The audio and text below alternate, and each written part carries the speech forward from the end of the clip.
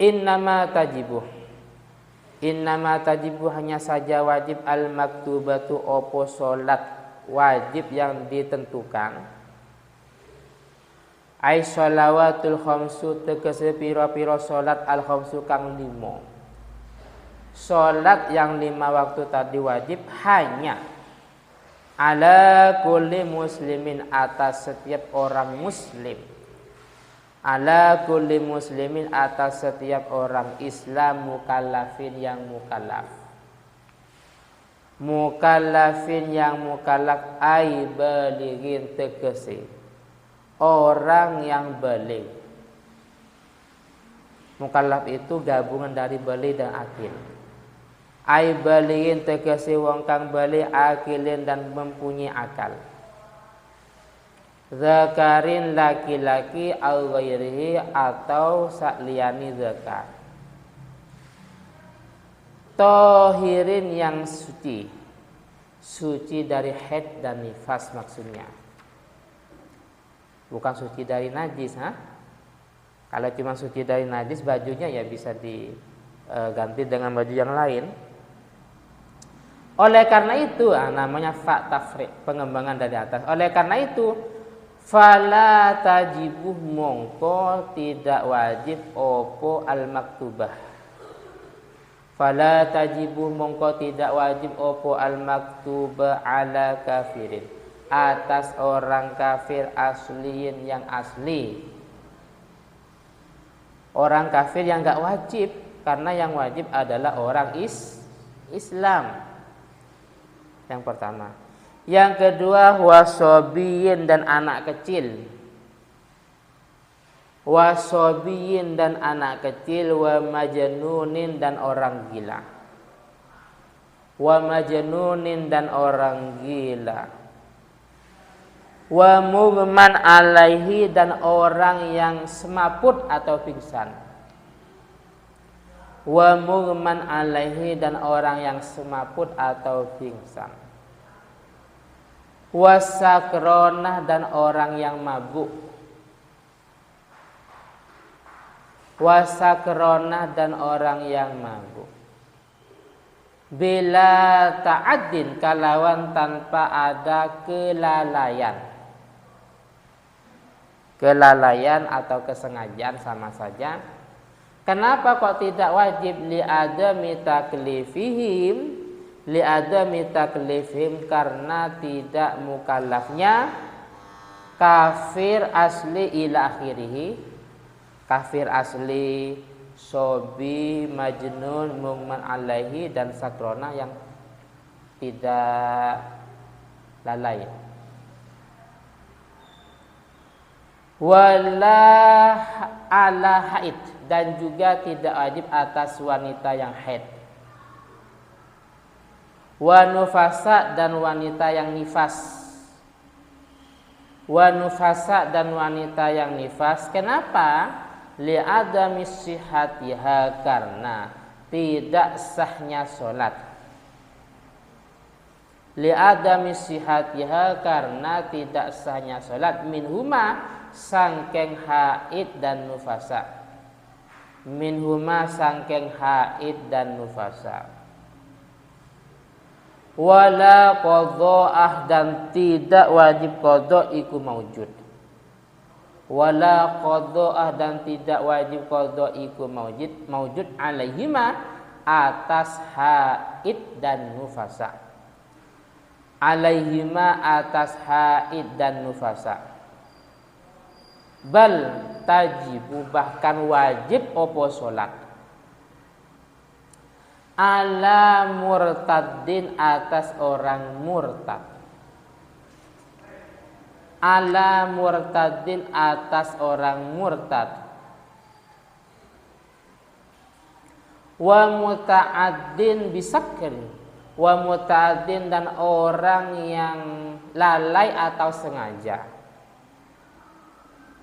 Bisakarin kalawan mabuk. Kalawan mabuk. Sakaring kalawan mabuk. Wis penjelasannya tentang sekarang tentang syarat wajibnya sholat. Jadi ada syarat wajib ada syarat sah, semuanya sama. Puasa, ada syarat wajibnya puasa, ada syarat sahnya puasa. Jadi sekarang syarat wajibnya puasa artinya orang-orang yang punya kewajiban. Sekarang syarat wajibnya sholat artinya orang-orang yang wajib melaksanakan sholat. Yang pertama adalah orang Islam. Berarti kalau orang kafir asli tidak wajib, tapi orang murtad wajib. Pengertian wajib bagi orang murtad, seandainya dia sewaktu-waktu kembali lagi masuk Islam, maka sholat yang dia tinggalkan selama murtad wajib untuk diganti atau diqodoi. Contoh, naudzubillah, awalnya Islam, tapi karena jeleknya pergaulan, atau mungkin karena lemahnya iman, karena ekonomi dan pengaruh lingkungan atau dengan yang lain, akhirnya dia murtad pada usia 10 tahun. Nah, terlalu ini. Anggaplah murtad pada usia 20 tahun umpamanya. Sebelumnya Islam, pada usia 20 tahun dia murtad karena faktor lingkungan, pergaulan atau yang lain. Dan ini wajib sholat. Apa artinya? Artinya nanti kalau dia pindah Islam, contohnya pada usia 30 tahun dia kembali lagi masuk Islam. Berarti berapa tahun yang ditinggalkan? 10 tahun dia nggak sholat. Maka ketika dia pindah Islam lagi, sholat yang ditinggalkan selama 10 tahun wajib diganti atau diqodho. Loh kok bisa? Taulidan alaihi, memberatkan kepada dia. Jadi hukum diperberat. Paham ya? Jadi memang sengaja.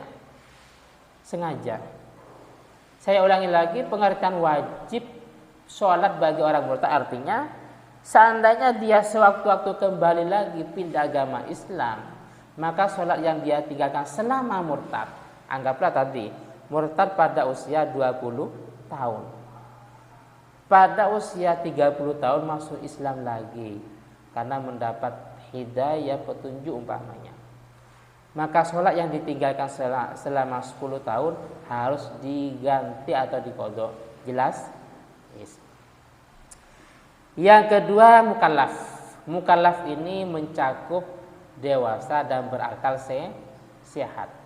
Oh, berarti anak kecil itu tidak wajib.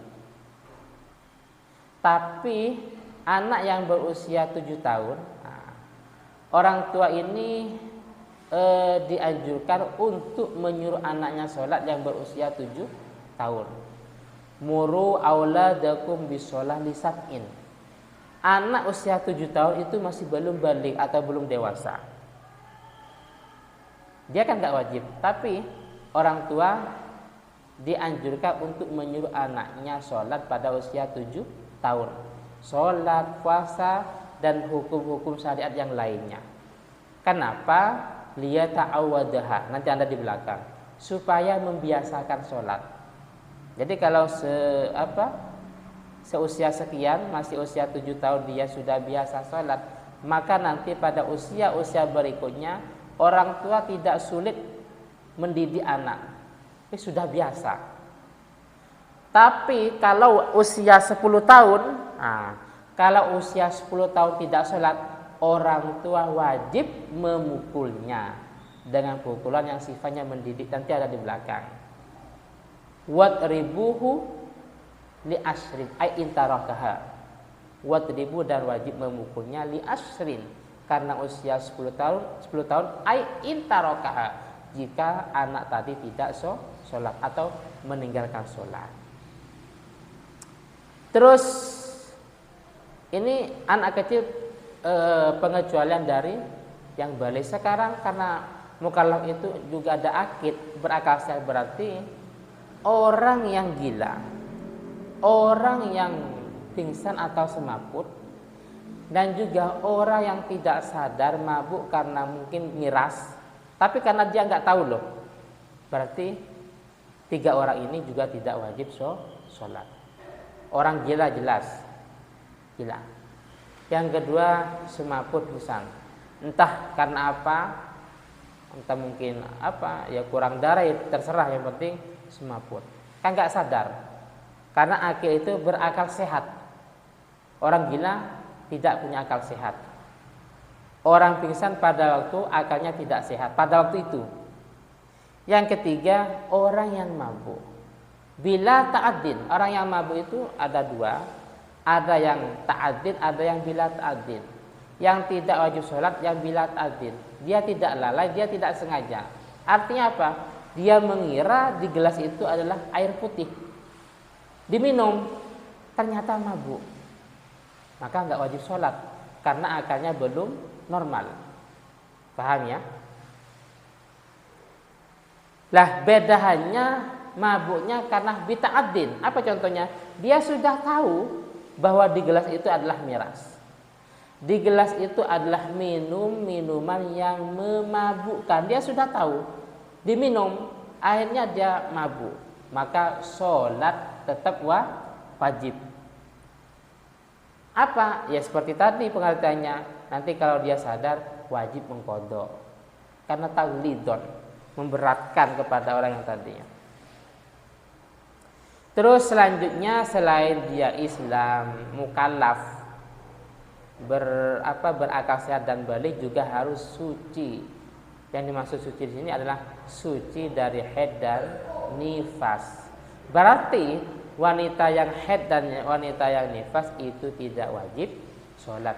Bahkan sholatnya tidak sah, bahkan dosa. Jadi kalau dia sudah tahu hukumnya dalam kondisi dia tidak suci, artinya haid atau nifas, ternyata sholat, maka sholatnya tidak sah dan bahkan mendapat dosa. Dan tidak wajib qadha. Sedangkan puasa sama tapi wajib qadha. Jadi dalam masalah puasa dan zakat untuk wanita yang haid dan nifas, keduanya sama-sama haram sholat, haram berpuasa, tapi perbedaannya kalau sholat tidak wajib qadha, sedangkan puasa wajib qadha. Lah kok bisa padahal sholat yang agama? Apa kira-kira lah? Sholat itu yang agama loh. Tapi kenapa wanita haid nifas tidak wajib qadha? Sedangkan puasa bukan imaduddin, bukan yang agama. Kenapa? Karena jadi ada alasan dalam kitab Mizanul Kubra Imam Sya'rani. Jadi agama itu mudah, ad-dinu yusra, agama itu mudah dan mempermudah. Sedangkan seandainya wanita haid dan nifas wajib qadha dalam masalah sholat, sholat itu kan tiap hari ada 5 waktu. Haidnya umpamanya 15 hari. Ini kan merasa berat. Bedanya puasa. Puasa selama 1 tahun cuma 30 hari. Sedangkan anggaplah haid maksimal 15 hari. Jadi mengganti puasa tidak seberat mengganti sholat. Sehingga dalam hal ini toh sekalipun sholat itu tiap agama tapi tidak wajib qadha, yang wajib qadha adalah puasa. Kenapa? Dia tidak memberatkan kepada kaum hawa atau kaum wanita. Itu ada di kitab Mizanul Kubra.